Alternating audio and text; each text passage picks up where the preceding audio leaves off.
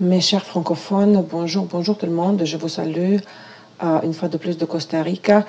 Mes amis, mes clients, les amateurs de l'astrologie, ceux qui suivent ma chaîne, je suis très heureuse de vous revoir et j'espère que vous aussi, vous êtes contents de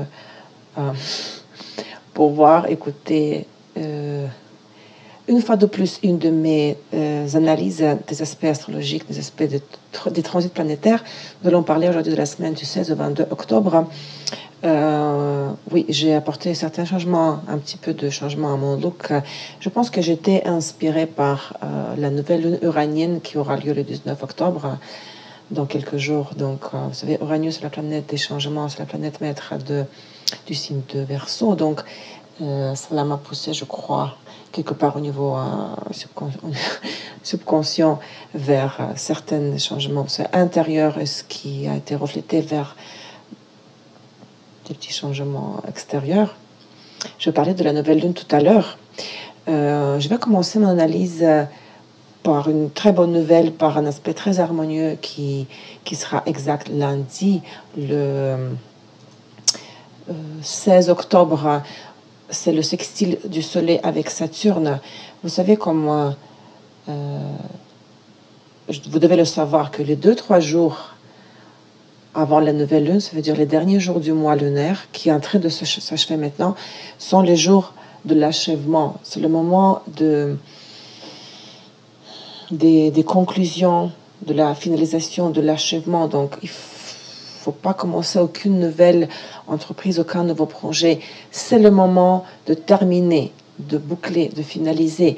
Et le sextile 60 degrés du Soleil avec Saturne nous permettra de progresser dans les affaires. Lorsque je dis de progresser, je parle de la phase finale d'un certain projet, d'accord? Il faut commencer rien de nouveau. Il faut profiter de cet aspect très constructif, sextile Soleil Saturne, pour terminer en beauté le mois, d'accord? Pour mettre le point, vraiment tirer le trait, d'accord? Parce que si nous terminons comme il faut correctement le mois, nous allons pouvoir commencer le nouveau microcycle de la vie, ce qui est le mois lunaire, en toute beauté aussi. Vous savez, il faut respecter, c'est notre responsabilité de respecter les rythmes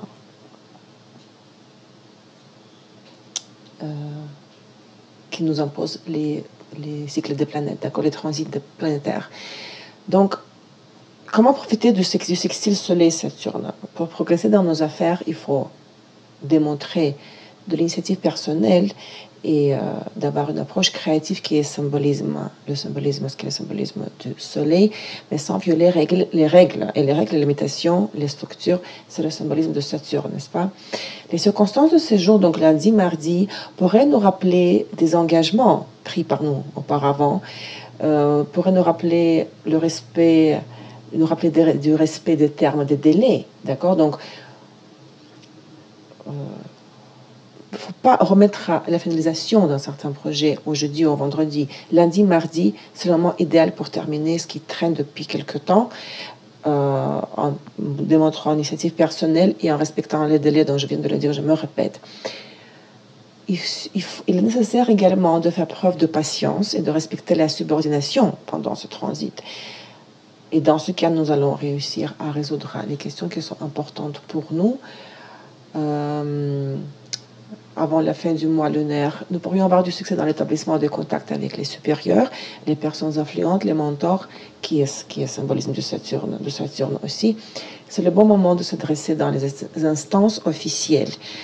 Mais encore une fois, je me répète une fois de plus, la dernière fois, si nous avons besoin de terminer un dossier, de clore un dossier, d'accord? Donc, la nouvelle lune, l'événement astrologique le plus important de la semaine, c'est la nouvelle lune uranienne en balance. Donc, jeudi le 19 octobre à 15h12 heure New York ou heure Montréal. Vérifiez l'heure locale dans votre région, dans votre ville. Dans le 26e degré de balance, la nouvelle lune uranienne, pourquoi uranienne, je parle tout à l'heure. Comme toujours, la nouvelle lune, à chaque fois, chaque mois, n'est-ce pas, une fois par mois, c'est le moment tournant du mois, qui d'une part tire un trait sur certains événements et processus qui étaient commencés et qui ont vu l'évolution pendant le mois lunaire, d'accord, pendant les 4 semaines,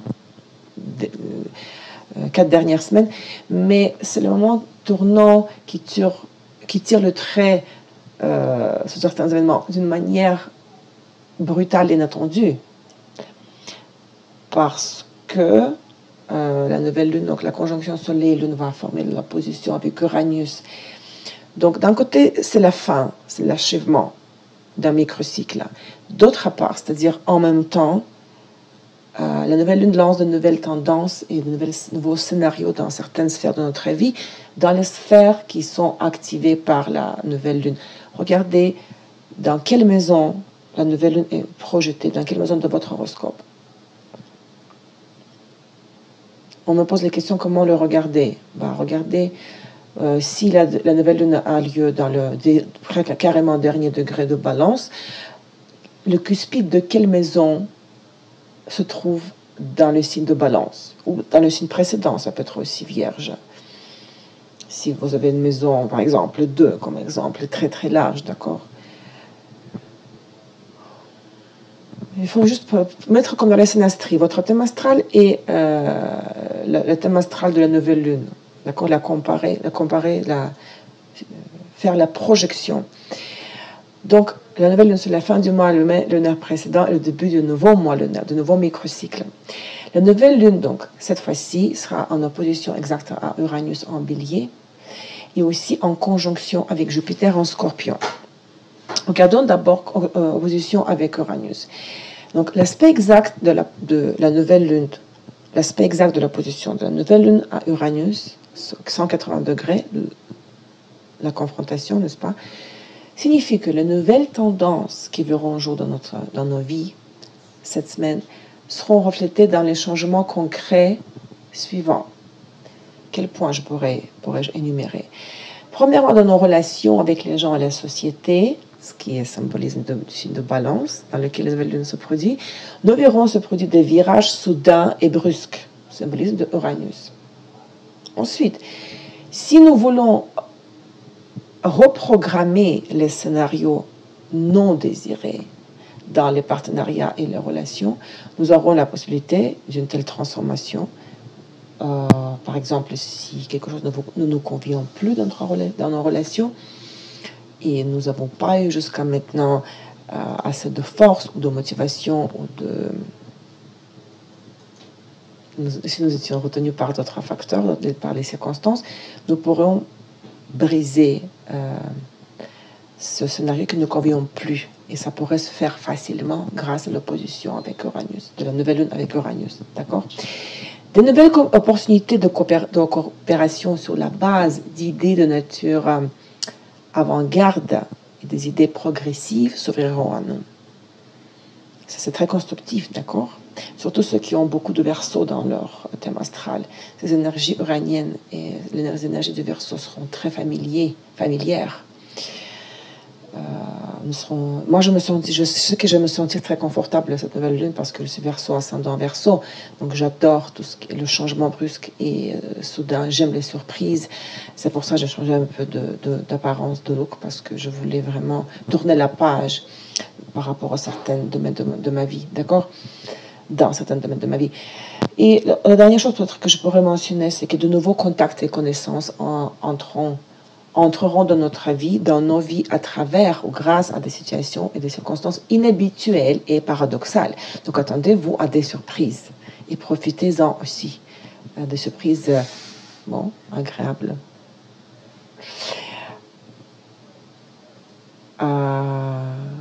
L'influence d'Uranus est toujours associée à l'émergence de nouvelles perspectives dans tout ce qui est trait à l'activité publique, en relation avec la société et le monde, mais en même temps, parce que c'est une planète sociale, planète lente, d'accord? Elle influence avant tout les groupes sociaux, la société et le monde. L'influence d'Uranus nous oblige à nous débarrasser des anciens modèles, à reconsidérer les plans, à revoir les stratégies de comportement, à adopter les approches novatrices et adopter de nouvelles idées. De nouveaux projets publics et sociaux lancés au moment de la nouvelle lune auront du succès, sûrement, et nous serons en mesure d'améliorer avec succès les projets existants aussi, à condition qu'ils soient, ces projets-là, réellement dirigés vers l'avenir et qu'ils soient associés à des idées novatrices et révolutionnaires. Si nous nous ouvrons à la mini-révolution, si nous n'avons pas peur de tourner la page, nous aurons du succès et de nouvelles ouvertures s'ouvriront à nous, bon, si on peut dire ça, les ouvertures nous apporteront des chances, vous savez, des occasions à la grande échelle, de changer notre vie à la grande échelle, parce que Uranus, la planète lente, planète éloignée, une de plus éloignée du Soleil, d'accord? L'impact d'Uranus sur nos relations personnelles et professionnelles peut se manifester plus difficilement, parce que nous devrions associer l'idée de partenariat, c'est les notions de partenariat, le compromis, le respect des besoins, des désirs et des désirs de partenaires, ce qui est le symbole de signe de balance dans laquelle la nouvelle lune se produit. Nous devrions associer l'idée du partenariat aux idées d'indépendance, de liberté et de progrès. Comment concilier tout ça? Pas évident, d'accord? Donc l'opposition Soleil-Lune et Uranus, conjonction Soleil-Lune, opposition Uranus, porte en elle, cet aspect porte en lui, l'aspect porte en lui l'énergie de la rébellion et du radicalisme. Cela peut créer des conflits qui conduisent à la confrontation. Cela risque de se passer le jour de la nouvelle lune, les confrontations et les conflits. Donc attention à ce que vous dites et comment vous dites les choses lors des échanges avec votre entourage. Dans tous les cas, si dans nos projets sociaux et dans nos relations personnelles, il n'y a pas de place ni au renouvellement, ni à la restructuration radicale, ces projets-là risquent tout simplement de s'effondrer et de façon brutale et irréversible, parce que justement, ils seront sujets de l'influence déstabilisante des facteurs externes. Dans les variantes favorables, bien sûr que si nous nous ouvrons au changement radical, les changements dans le contexte de la nouvelle lune se produiront à travers le renouveau total, à travers la destruction des barrières du passé, des limitations du passé, à travers la réforme, et ce qui offrira de nouvelles perspectives intéressantes, bien sûr, de coopération, des perspectives de coopération. Il ne faut pas rester conservateur et il faut s'ouvrir au changement radical. Ça, c'est le concept de la nouvelle lune uranienne. D'accord? Comme je viens de mentionner, la conjonction de la nouvelle lune avec Jupiter, bon, ça c'est le deuxième aspect majeur de la nouvelle lune, reliera les derniers degrés du signe de balance, parce que le soleil et la lune font la conjonction dans le 26e degré de balance, et avec les premiers degrés du signe de Scorpion, parce que Jupiter est déjà entré en Scorpion, vous vous rappelez, il y a quelques jours. Donc, le Soleil va former la conjonction avec Jupiter le 26 octobre, d'une semaine après la nouvelle lune. Mais vu que Jupiter, c'est la planète lente, nous pouvons dire que la nouvelle lune est déjà dans l'orbe de la conjonction avec Jupiter, parce que nous admettons la marge, d'accord, de quelques degrés pour les planètes lentes. Donc, une semaine avant la conjonction exacte, nous sommes dans l'orbe de la conjonction. La conjonction de la nouvelle lune avec Jupiter signifie que si nous remplissons de la signification profonde, du sens profond, nos liens sociaux et personnels, de nouveaux horizons s'offriront à nous dans ces domaines-là. Il peut s'agir des opportunités plus prometteuses de développement à la grande échelle de nos projets sociaux. Et ça peut s'agir des échanges mutuels, des échanges mutuels par des ressources au niveau avec les groupes sociaux et la société. D'accord? C'est un aspect très, très favorable, conjonction avec Jupiter. Donc, je ne veux pas dire que la conjonction de la nouvelle lune avec Jupiter annule la position de la nouvelle lune avec Uranus.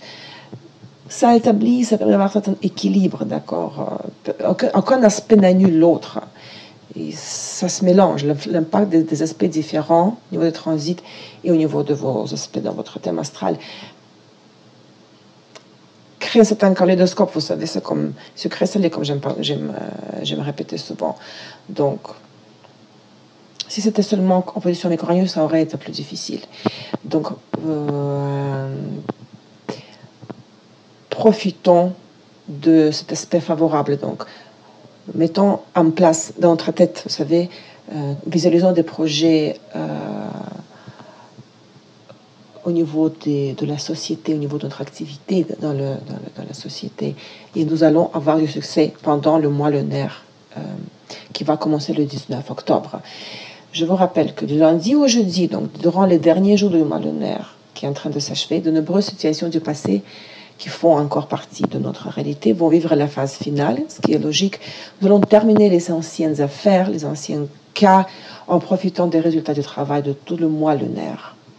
Durant ce jour-là, donc lundi, mardi, mercredi, même jeudi jusqu'au 20 octobre, toute décision concernant les nouvelles idées et projets sera prématurée et la probabilité que nous dépensions l'énergie et les efforts sur les choses illusoires et inexistantes sera élevée parce que le 19 octobre, le jour de la nouvelle lune, Mars forme le carré 90 degrés avec l'élite, la lune noire. Et ça, c'est l'aspect du risque de dépenser l'énergie vers pour les choses illusoires et qui n'existent pas. Donc ça nous rappelle une fois de plus qu'aucune nouvelle entreprise ne doit être commencée entre lundi et jeudi. On doit devoir agir à partir de vendredi, à partir du premier jour du mois lunaire, le 20 octobre.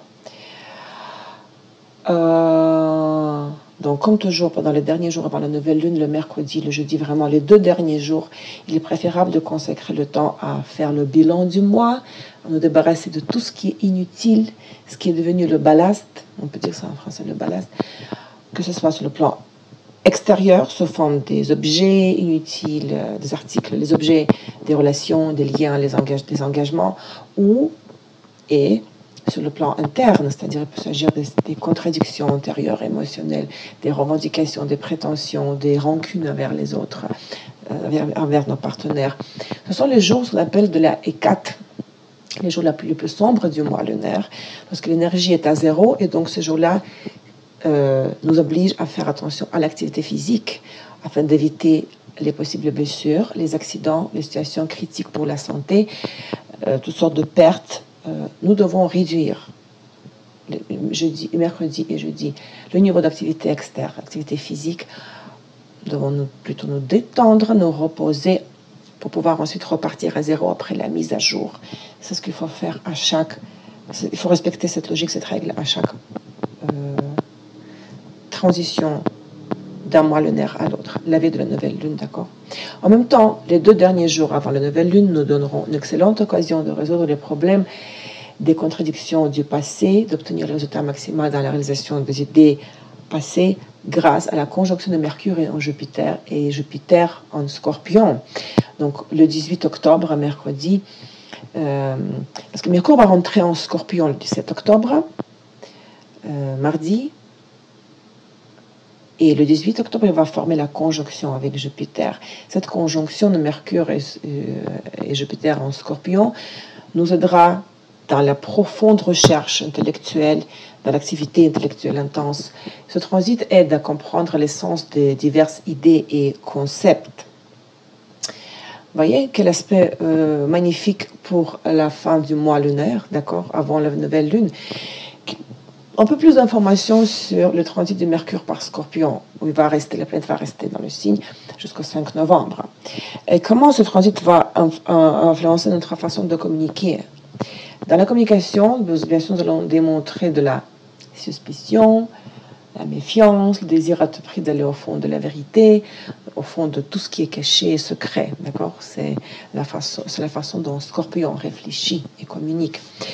Le premier thème de ce transit, ce sont des pensées sombres sur la fragilité de l'existence et de la vie humaine. Donc, nous allons beaucoup penser au sens de la vie. Le deuxième sujet important de ce transit, c'est bien sûr le sexe. Les pensées à propos du sexe vont venir plus souvent, vont nous visiter plus souvent que d'habitude, plus souvent que pendant un autre transit de Mercure, par un autre signe, bien sûr, n'est-ce pas? Le troisième sujet de ce transit, c'est la connaissance secrète, les sciences occultes, l'ésotérisme, la magie, la sorcellerie.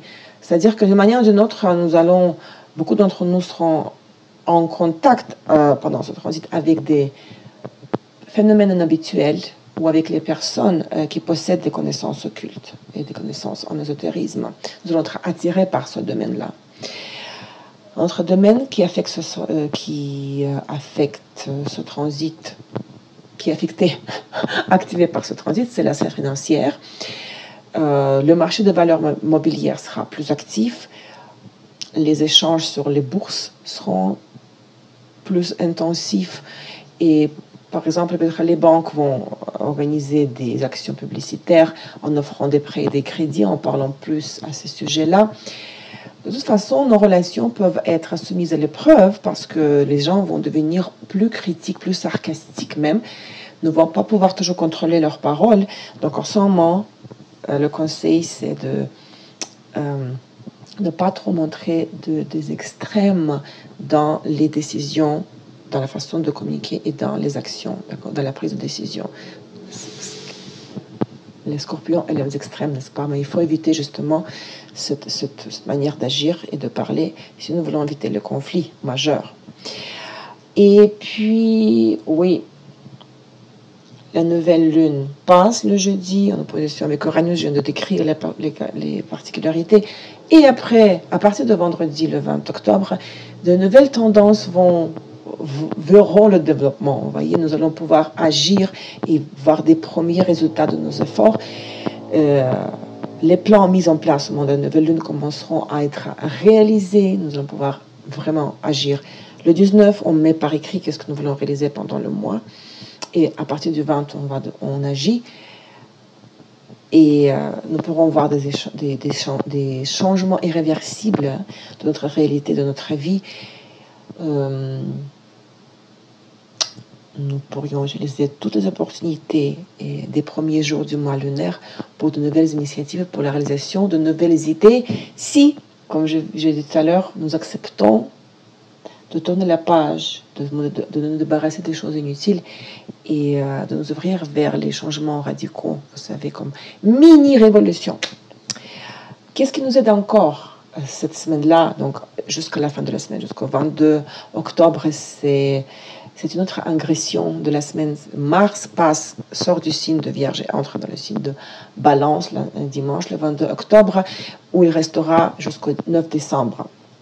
Au cours du transit de Mars par le signe de Balance, notre activité, vu que Mars est la planète de l'activité et de l'énergie, de l'initiative personnelle, se manifestera par l'analyse objective de la situation, par la recherche des options du comportement, par la résolution équitable des conflits, ou par la recherche des solutions équitables des conflits.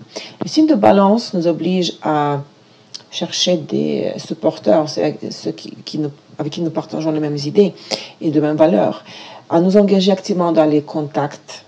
Et nous dépensons beaucoup d'efforts pour établir les relations avec les partenaires. Nous sommes même, je dirais, extrêmement dépendants de l'environnement et des partenaires pendant le transit de Mars par Balance. Donc, nous allons bien sûr comprendre que la franchise excessive et inappropriée. De toute façon, c'est la manière dont les personnes ayant Mars en Balance dans leur thème astral se comportent. Ce sont des diplomates, ils n'aiment pas les moments brusques, ils pèsent les pour et les contre avant d'agir. Donc, ce transit nous obligera à trouver l'équilibre nécessaire entre nos intérêts personnels et les besoins des autres personnes, à identifier les bases communes entre nous et les autres pour une coopération plus poussée et pour la réduction du niveau du conflit. Ceux qui ont le Mars dans leur thème astral, Mars dans les signes de feu, Mars en Bélier, Sagittaire ou Lion, ce sont les gens à la base impulsifs et impatients. Ils vont se calmer un petit peu grâce au transit de Mars par Balance. Et ceux qui ont Mars en Balance dans leur thème astral vont ressentir, vous savez, cette énergie familière. Ils vont se sentir vraiment dans leur assiette, vous savez. Donc, mais bon, à chacun son heure de gloire. Moi, j'ai Mars en Lion, en plus rétrograde, donc peut-être il faut que ce transit me freine un petit peu parce que parfois j'ai tendance de prendre des décisions de manière trop impulsive. Donc, regardez, je vous souhaite tous une excellente semaine, une joyeuse nouvelle lune. Profitez de ces énergies-là. Apportez dans votre vie une mini-révolution et n'ayez pas peur de tourner la page du passé. Parce que, afin de pouvoir accueillir des changements, il faut se débarrasser des choses qui nous servent plus à rien. D'accord? Donc, soyez sages, prenez soin de vous et merci d'être là, merci de me suivre sur ma chaîne. Ça me fait très très plaisir de voir de plus en plus de followers, de ceux qui s'inscrivent à ma chaîne. Je vous parle très bientôt la semaine prochaine. Au revoir.